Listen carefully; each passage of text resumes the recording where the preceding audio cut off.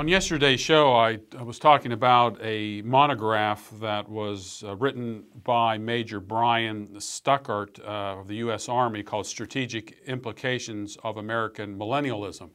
And in this particular paper, which seems to have been written as in a degree program, possibly for a master's degree, there is a very good history of the rise and philosophy of dispensational premillennialism and prophecy in general, outlining specifically the various millennial positions throughout history in America, going from postmillennialism and the pre and post Civil War era to the rise of modern dispensationalism in America in the 20th century, especially with the Schofield Reference Bible. Now, this particular paper was written to address foreign policy issues, and this has been addressed in other works as well. I've written about this in a number of my books, and of course, while this was written in 2008, it's only now getting some attention, and it's getting some attention by, of course, dispensational premillennialists who see this as a sinister attack on not only the literal interpretation of the Bible, but Christians in general.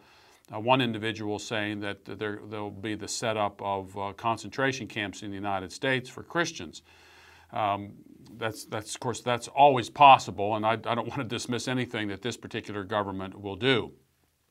My problem with the Christian response to this article and the Major's response to dispensational premillennialism will indicate that both are in error. The dispensational view of Bible prophecy, I do not believe, can be substantiated by a study of the Bible. What the Major says about dispensational premillennialism is absolutely true. There isn't an evaluation as to whether or not the system is correct. He's simply saying this is what dispensationalists believe, and it has some bearing upon culture, and it has some bearing upon foreign policy issues. It's not that Christians themselves will start wars, but they see behind almost every war an indication of some sort of prophetic reality.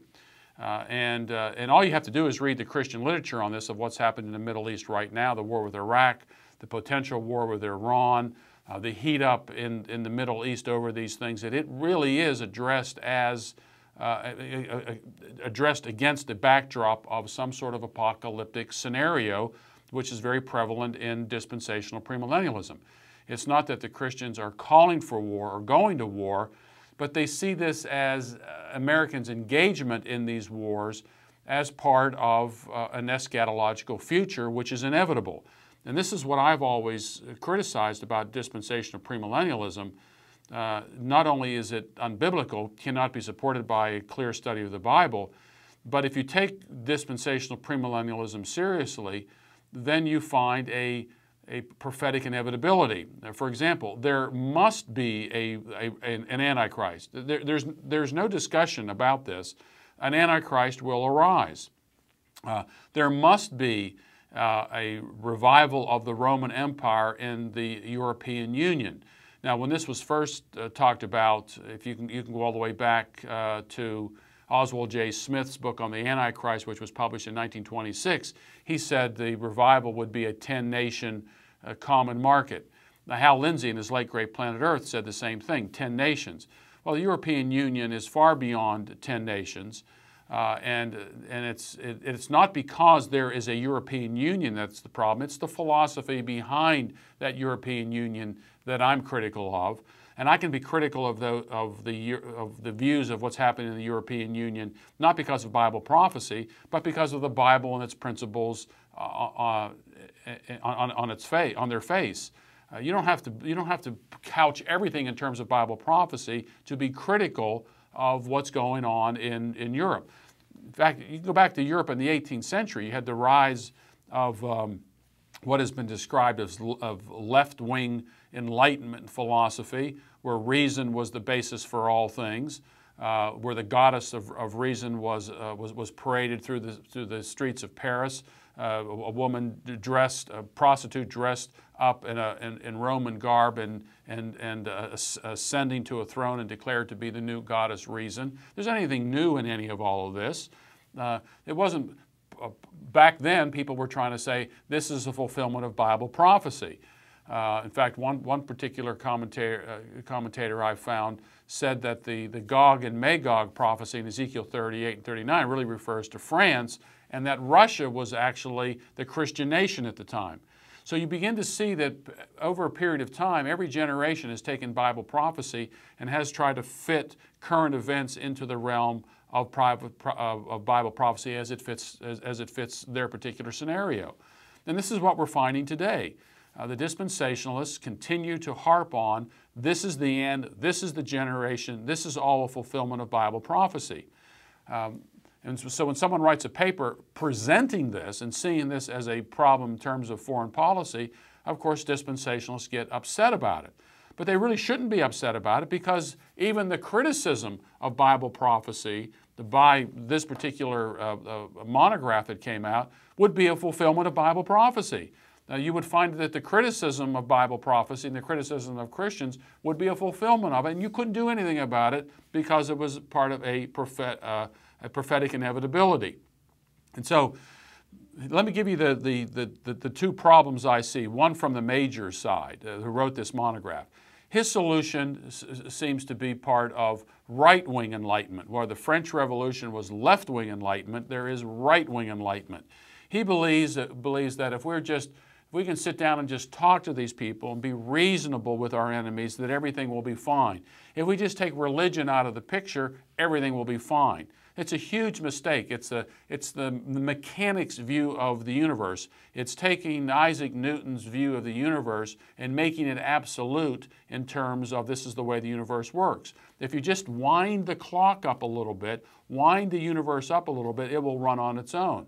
Well, all we need to do is to sit down and find common ground and everything will be fine. This is a huge mistake. It was a huge mistake in terms of left-wing enlightenment with the French Revolution, and it is the same mistake that right-wing enlightenment figures make. They both end in the same place, in bloody revolutions. Now, my Christian friends in the dispensational side really don't have any answer to any of this. One particular critic of this monograph writes this: right now, the world's big problems are both the hard left reprobates who are in charge of all Western nations, including the United States, and the Muslims who follow Islam. The problem is not Bible-believing Christians. We are the solution to this sin-cursed world. That will only be cured at the glorious second coming of the Lord Jesus Christ. So what is this fellow's solution? Wait for the return of Jesus. The criticisms of this monograph are supported by this critic of this monograph. He says, look, the only solution to our problems is that when Jesus returns. And so in the interim, we're going to see the rise of Antichrist. We're going to see wars with Russia. Russia's going to come down based on Ezekiel 38 and 39. It's going to attack Israel. We're going to see Iran attack Israel. We're going to see Syria. We're going to see Lebanon. We're going to see all of these nations attack Israel. This is all predicted in the Bible. There's nothing we can do about it. So Christians just need to sit back and wait, because Jesus is going to come back soon. My position is very simple and diametrically opposed to both the left-wing Enlightenment philosophies and right-wing Enlightenment philosophies, and the dispensational view that seems that the only way to get out of all this is some sort of a heavenly escape. And that is, we need to recognize that there is the potential to change our world, that it isn't on the basis of compromise, it isn't on the basis of reason alone will solve these problems, but we need to really get a fuller understanding of the gospel. We need to really, truly take the gospel into all the world and actually believe that the gospel affects every aspect of life, including foreign policy. And right now, we just don't have that worldview, and dispensationalism contributes to that particular problem in our age and in our day.